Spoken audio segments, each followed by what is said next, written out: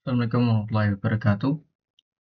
Kembali lagi dengan saya Rizky Aditya dengan nomor NPM 255200023.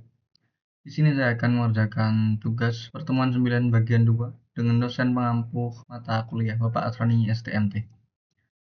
Seputar judul dari pertemuan 9 bagian 2 itu adalah Create and Edit Part List ya.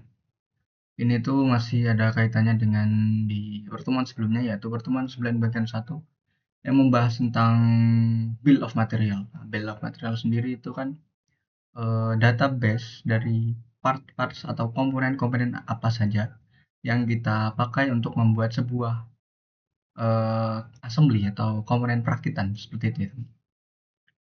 Nah, part list sendiri ini tuh penerapan dari apa yang udah kita edit-edit kemarin. Kan kemarin itu kan kita pakai yang namanya itu assembly environment ya. Kita akan cuman merapikan, mengedit dan eh, mengintegrasikan ya. Jadi kita nggak tahu sih di pertemuan sebelumnya bill of material ini tuh gunanya buat apa. Nah, di pertemuan ini akan dijelaskan kegunaan dari kemarin kita belajar bill of material.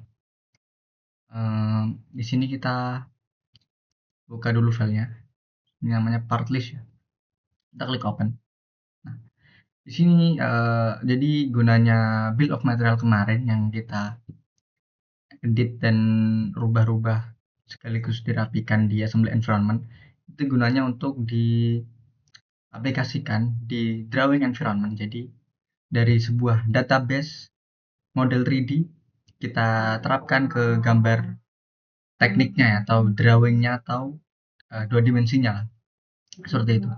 Nah, kita di sini pertama-tama bisa masuk ke tab annotate ya. Di sini kita, nah di sini ada tabel yang namanya part list, kita bisa klik. Nah, di sini kita suruh select view ya, ini tinggal select aja sampai muncul garis kotak-kotak seperti ini. Kita klik, OK. Nah, akan muncul seperti ini ya tabelnya. Kita bisa klik di sini. Di sini tuh akan tampil data-data dari bill of material ya. Bill of material, komponen-komponen atau part-part apa saja sih yang dibutuhin untuk membuat sebuah model 3D atau assembly mesin press ini ya. Seperti itu teman-teman. Di sini teman-teman bisa klik 2 kali pada tabel part list. Nah, di sini kita bisa masuk ke bagian mana ya? Tabel layout ya. Dan di sini title atau judul bawaan, ini kan judul bawaannya ini kan part list ya teman-teman, di paling atas ini. Ini kita bisa klik centang atau matikan. Jadi nanti otomatis judulnya hilang, langsung masuk ke parameter ya. Terus directionnya ini tuh urutannya dari ke bawah, atas ke bawah, menjadi dari bawah ke atas. Direction yang add new parts to top, nah, seperti itu. Headingnya atau kepala parameternya, penempatan parameternya yang part number description ini diubah menjadi ke bawah, menjadi bottom ya. Bisa klik OK. Nah, terus bagian ini bagian tabel parameter ini yang item bisa klik terus column white atau kita ubah ukurannya menjadi 12,7 ya. Klik enter. Kita lakukan hal yang sama juga di QTE ya, atau jumlah komponen 12,7 juga. Nah, di bagian part number ini kan ada bagian yang terpotong ya teman-teman ini. Bagian item nomor 8 yang standarnya ANSI ini kan dia berubah kepotong ya, nggak full di sini. Jadi kita bisa rapikan dengan cara menambah ukurannya, melebarkan ya, yang awalnya dari 55 menjadi 101,6. Klik enter. Otomatis dia akan nggak kepotong ya teman-teman, seperti ini. Nah, di sini kita akan membuang description ini dan mengubah part number ya dengan cara kita klik kolom cursor. Nah, di sini kita pilih description, kita remove ya dari tabel parameter tadi. Nah, terus kita tambahkan yang namanya itu material ya. Kita klik add, nah, otomatis berubah menjadi material seperti ini ya teman-teman. Nah, karena bagian material ini juga kepotong, nah kita juga bisa ubah ukuran dari material ini jadi column width-nya menjadi 69,85. Enter. Nah, otomatis jadi rapi seperti ini ya teman-teman. Yang awalnya kepotong menjadi rapi seperti ini. Nah, di bagian part number, parameter part number ini kita bisa ubah namanya ya. Atau kita format yang awalnya dari part number menjadi description ya teman-teman. Kita ketikkan description. Klik enter. Itu teman-teman ya. Di sini kita bisa klik OK dulu ya. Otomatis dia akan berubah ya teman-teman. Dari parameternya jadi di bawah seperti ini. Nah, ini kita bisa geser di atas etiket ya, seperti ini. Kita paskan. Nah, aduh, sorry ya. Oke, seperti ini. Nah, untuk selanjutnya kita kan bisa lihat di bagian sini.